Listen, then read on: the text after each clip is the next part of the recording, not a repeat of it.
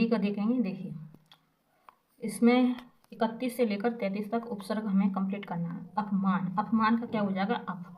अपमान का क्या हो जाएगा? अप। देखिए अपमान शब्द में अप उपसर्ग का प्रयोग हुआ है। ठीक है, उपसर्ग उस शब्दांश या अवयव को कहते हैं जो किसी शब्द के पहले आकर उनका विशेष अर्थ प्रकट करता है। तो उपसर्ग आगे, उपसर्ग आगे, आगे वाले शब्द मतलब आगे वाले शब्द, आगे वाले शब्द, आगे वाले शब्द। अभी जस्ट बता दें, जैसे कि आपके जो उपसर्ग हैं, जैसे कि यहाँ पर एक अप उपसर्ग है, इसमें अप शब्द, अपहरण, अप अपराध, अपकार। अब देखिए अब उपसर्ग, अब उपसर्ग, ठीक है। तो इसमें क्या है अब उपसर्ग में? तो यहाँ पर अवगत हो गया, अवलोकन हो गया, अवनत हो गया, अवसान हो गया। अति में, अति में जैसे चार चार अक्षरों का शब्द, तो अति, अतिरिक्त, अतिशय, अत्याचार, ये सब आपका अति उपसर्ग में आ गया। उप उपसर्ग में उपकार, उपकूल, उपदेश, उपासना, ये सब आपके उप उपसर्ग में आ जाएंगे। ठीक है, ज़्यादातर आ शब्द वाले ही उपसर्ग ज़्यादा आते हैं, तो इन्हें आप लिख लेना। दुर्वस्था, दुर्वस्था में आपका आंसर हो जाएगा बी। अब दुर जो लिखा है इसमें हलंत लगा है, ध्यान से देखना। ठीक है, अब कभी आपसे जैसे पूछ लिया दुर्वस्था में कौन सा उपसर्ग है, तो आपके पास ऐसे लिख के आ जाए, आप यही टिक कर दें। नहीं, आप जहाँ पर हलंत हो वो टिक करना है आपको। ठीक है, अब जैसे कि और शब्द हैं दुर उपसर्ग में दुर्वस्था, दुराचार, दुर्दशा, दुर्जन। दुष उपसर्ग में दुस्साहस, दुस्साहस, इस प्रकार से लिखा है। और दुष है और दुष्क्रम। अब उपसर्ग में अवतार, अवशेष, अवनति, अवस्था। दो उपसर्ग में दुकाल, दुबला, द्वारा, द्वारा और दुषा। इसमें भी जैसे कि 3 शब्द है, अक्सर हमने 4 शब्द देख लिए, हमें लगा 3 शब्द का बनता ही नहीं, बनता है। जैसे कि यहाँ पर दुकाल है, दुबला है, ठीक है, और दोबारा है, दुषा, तो 2 उपसर्ग से भी बनते हैं। अब देखिए पराजय, पराजय का यहाँ पर आंसर हो जाएगा सी। पराजय में कौन सा उपसर्ग है बताइए? तो आप क्या कहेंगे? परा है। क्या है? परा, परा है, परा। अब देखिए परा उपसर्ग जैसे पराक्रम, परामर्श, परामर्श, पराभूत। परि उपसर्ग में परिक्रमा, परिजन, परिणाम, परिधि। प्र उपसर्ग में प्रकाश, प्रख्यात, प्रचार, प्रबल। आ उपसर्ग में देखिए आरक्त, आगमन, आकाश और आजन्म, ऐसे हो जाएगा। अब देखिए द्वंद्व समास का उदाहरण, द्वंद्व समास का उदाहरण क्या है? आपका आंसर हो जाएगा सी ऑप्शन, नवग्रह। ठीक है, द्वंद्व। आप देखिए नवग्रह 9 ग्रहों का समूह, 9 ग्रहों का समूह। ठीक है, इसका अर्थ हो जाता है नवग्रह जो है इसका अर्थ क्या है? 9 ग्रहों का समूह।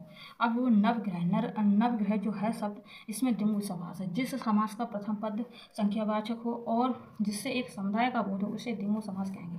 ठीक है, अब ग्रहों का समूह हो रहा है तो ये एक पूरा समुदाय बनना, और फिर आगे का जो अर्थ है द्वंद्व, ये एक संख्या है, द्वंद्व मतलब एक संख्या है, तो इस वजह से इसे द्वंद्व समास कहते हैं। अब यथाशक्ति देखिए, यथाशक्ति समास, यथाशक्ति इसका अर्थ हो जाएगा शक्ति के अनुसार, शक्ति के अनुसार। तो इसमें कौन सा समास हो जाएगा? अव्ययी भाव समास। माता पिता, माता और पिता, माता और पिता अलग अलग इंसान है पर इनको दोनों को एक साथ बोल देते हैं हम लोग, माता और पिता बोल देते कि नहीं बोल देते, तो ये यहाँ पर हमारा द्वंद्व समास हो जाएगा। ठीक है, अब यहाँ पर जैसे कि एक शब्द हम बताते हैं, जैसे कि द्वंद्व समास में जैसे माता पिता हो गया, ऐसे ही भाई बहन हो जाता है, भाई बहन हो जाता है। आजकल भाई और बहनों में बहुत भयंकर झगड़ा हो जाता है, मतलब द्वंद्व हो जाता है। द्वंद्व मतलब जैसे आप जानते होंगे युद्ध, तो ऐसे आप याद रखना, कभी आपको आ जाए, आपको पता ही नहीं चले, बिल्कुल भी याद नहीं हो, तो आपको ऐसे ही याद हो जाएगा। कैसे कि माता पिता भाई बहन जो है इसमें कौन सा समास है? इसमें द्वंद्व समास है। ठीक है, पीताम्बर, पीताम्बर, पीत है जो अंबर, पीताम्बर मतलब पीला, पीला है जिसका अंबर, ऐसे लिखते आना चाहिए। पीत है जो अंबर, ये लिख दिया। तो इसमें दोस्तों कर्मधार समास है, इसको कनेक्ट कर लेना। ठीक है, पीताम्बर, ठीक है, तो इसमें कर्मधार समास है दोस्तों।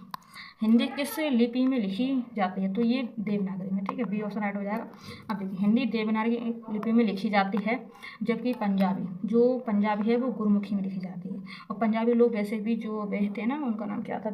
गुरु नानक ना, गुरु पहले लग गया क्या नहीं, तो आपको ऐसे ही कनेक्ट कर लेना, जो पंजाबी में गुरुमुखी लिपि। ठीक है, और ब्राह्मी तथा खरोशी लिपि भारत की प्राचीन लिपियाँ जिनका प्रयोग प्राचीन काल में होता है। सर्वनाम के कितने भेद हैं? सर्वनाम के 6 भेद हैं। सर्वनाम उस विकारी शब्द को कहते हैं जो पूर्वापर संबंध से किसी भी संज्ञा के बदले आता है। सर्वनाम के 6 भेद होते हैं: पुरुषवाचक, पुरुषवाचक, निजवाचक, निश्चयवाचक, अनिश्चयवाचक, संबंधवाचक, प्रश्नवाचक। ठीक, आकाश पाताल के बीच लगने वाला जो चिन्ह है वो क्या है? ये जो चिन्ह है इसको क्या बोलते हैं? इसका आंसर है योजक चिन्ह। क्या है? योजक चिन्ह। आकाश पाताल के बीच लगने वाला चिन्ह योजक चिन्ह। जैसे कि आकाश है, ऊपर क्या है? आकाश, तो हम चिन्ह को कैसे लगाएंगे? इसे लंबा सा चिन्ह लगा देंगे। और नीचे है पाताल दोस्तों। ठीक है, पाताल, पाताल। ठीक है, तो ऐसे चिन्ह हम लगा रहे कि नहीं, तो इस प्रकार का कोई चिन्ह है तो इसको हम योजक चिन्ह कहेंगे दोस्तों। और ये सारे चिन्ह आपको याद होने चाहिए। अल्पविराम इस प्रकार का चिन्ह लगेगा, छोटा सा कोमा ये दिख रहा है आपको। ठीक है, विषम बौद्धिक चिन्ह आपका इस प्रकार से। ठीक है, उदाहरण चिन्ह आपका ये 6 बना, ये 9 बना, ऐसे करके आप कर सकते हैं। पूर्ण विराम चिन्ह ऐसे लग गया आपका। प्रश्नवाचक आप जानते ही हैं। ठीक है, नई साड़ी, वाक्य में नई शब्द क्या है? नई शब्द क्या है? विशेषण। नई साड़ी, साड़ी कैसी है? नई, तो ये क्या है? विशेषण। यह नई साड़ी है। वाक्य में नई शब्द विशेषण है जो संज्ञा या सामान की विशेषता बताए उसे विशेषण कहते हैं, जबकि सर्वनाम तथा नई साड़ी शब्द का प्रयोग नई साड़ी शब्द का विशेषण है। ठीक है, अब नीचे देखिए तत्सम शब्द का चयन कीजिए। तत्सम शब्द आपको छाटना पड़ेगा, तो ए ऑप्शन। अब जैसे कि आपका आम लिखा है तो यहाँ पर ऐसे करके लगा है, आम को कभी आप आम आम्र बोलते हैं ना संस्कृत में, ये आपका तत्सम संस्कृत वाला शब्द है आम्र, तो यहाँ पर आपका ए हो जाएगा। ठीक है, आम्र शब्द तत्सम है और इसका तद्भव क्या हो जाएगा, आम हो जाएगा, जबकि दूध दही, ये दूध सही शहीद खिड़की आदि तद्भव है, दूध का तत्सम दुग्ध हो जाएगा। अब आपसे पूछ लिया जाए कि दुग्ध दुग्ध ये आपका तत्सम है और इसका तद्भव दूध हो जाएगा। ठीक है, चलिए अब देखिए यहाँ पर तद्भव शब्द का चयन करना होगा, तो यहाँ पर आपका आंसर हो जाएगा डी मुँह। मुँह, ठीक है, जहाँ कहीं भी आपको ये चंद्र बिंदु दिख जाए तो ये आपका तद्भव में ही चला जाता है। ठीक है, अब जैसे कि यहाँ पर मुँह शब्द इसका तत्सम मुख होगा। ठीक है, मुख आपका कैसा है, तत्सम शब्द है, जबकि अग्नि तत्सम है, इसका तद्भव आग होगा। अमीर अरबी शब्द है तथा बैंक अंग्रेजी शब्द है, बैंक कैसा है, अंग्रेजी शब्द है।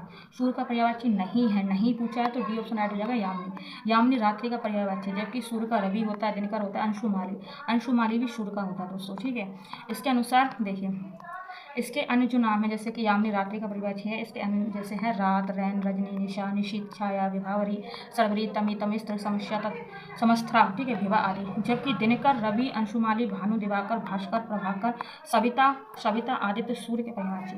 देखिए सविता जो लिखा है यहाँ पर दोस्तों, सविता, सविता नदी का भी होता है। ठीक है, अब देखिए और यहाँ पर इस सूर्य का भी बता रहा है दोस्तों। ठीक है, अब आगे देखिए मनोरथ का संधि विच्छेद होगा, तो यहाँ पर आपका आंसर हो जाएगा मन। मन यहाँ पर विसर्ग लगेंगे प्लस रथ, तो इसको मनोरथ बोलेंगे, विसर्ग संधि है इसमें। यदि विसर्ग के पहले आ हो और वर्णों के प्रथम तथा द्वितीय वर्ण को छोड़कर अन्य कोई वर्ण या अलावा हा हो तो आ और विसर्ग का हो जाता है, जैसे कि अध प्लस गति, अधोगति, मन प्लस जा मनोज, मन प्लस हर मनोहर। विद्यार्थी का उदाहरण है, तो यहाँ पर आपका आंसर हो जाएगा डी ऑप्शन, दीर्घ स्वर संधि हो जाएगा, दीर्घ स्वर संधि।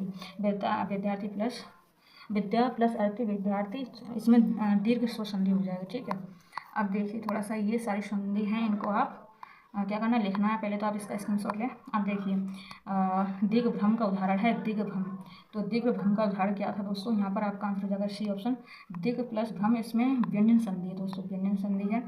अब देखिए आगे बढ़ेंगे, बिल्ली छत से कूद पड़ी, कौन सा कारक, छत से कूद पड़ी, तो यहाँ पर अपादन कारक होगा। बिल्ली छत से कूद पड़ी वाक्य में अपादन कारक संज्ञा के जिस रूप से पृथक मतलब अलगाव मतलब दूर होने, पृथक पृथक हो रहा है, ठीक है, उससे अपादान कारक कहेंगे। अब जैसे कि यहाँ पर से लगा था, अब देखिए पूरा पढ़ना होगा दोस्तों। देखिए इसमें क्या है, देखिए कारक और विभक्ति कारक चिन्ह। ठीक है, सबसे पहले कर्ता, ठीक है, कर्ता ने, यहाँ पर ऐसे याद करो, कर्म को करण से कोमा के द्वारा के साथ, ठीक है, संप्रदान के लिए को, इसे पूरा आपको याद करना होगा। अपादान से प्रथता, जैसे मैंने अभी बताया, दूर होने, इससे अलगाव होने में अपादान आता है। ठीक है, संबंध में का, की, के, रा, री, रे, ना, नी, ने, नी, ये आपको याद रखना। अधिकरण में और पर, संबोधन में हे, जो, अरे, अजी, अरा, ये सब आ जाएगा।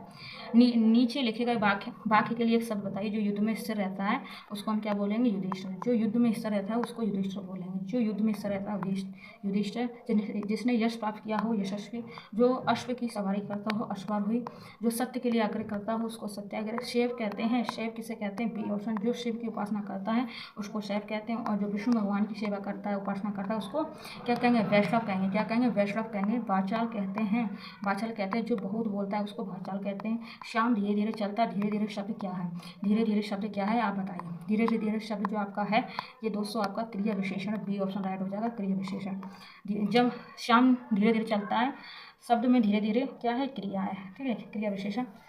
और यही सब दोस्तों क्रिया देखिए क्या है, जिस पद से किसी व्यापार कार्य का करना या होना प्रकट हो उसे क्रिया कहते हैं। विशेषण, जो संज्ञा या सामान की विशेषता बताता है उसे विशेषण कहते हैं। जिसकी विशेषता बताई जाए वह विशेष कहलाता है, जिसकी विशेषता बताई जाए उसको विशेष कहेंगे। अब हमको 50 से 52 तक प्रश्न सोल्व करने बर्तनों, देखिए शब्द में बर्तनों के अनुसार शब्द का चयन करें, सही वाली आपको चयन करना हो, तो यहाँ पर आपका आंसर हो जाएगा। ठीक है, यहाँ पर ये यहाँ पर लगेगा, यहाँ पर ना पे लगेगा। ठीक है, आनुषंगिक हो जाएगा। ठीक है, शब्द वर्तनी की दृष्टि से होता है। अब देखिए अंतःक्षरी में कौन सा हो जाएगा आपका, बी ऑप्शन हो जाएगा। ना और ता दोनों ही यादें हैं और जो कि या में जुड़े हुए हैं तो अंतःक्षरी हो जाएगा।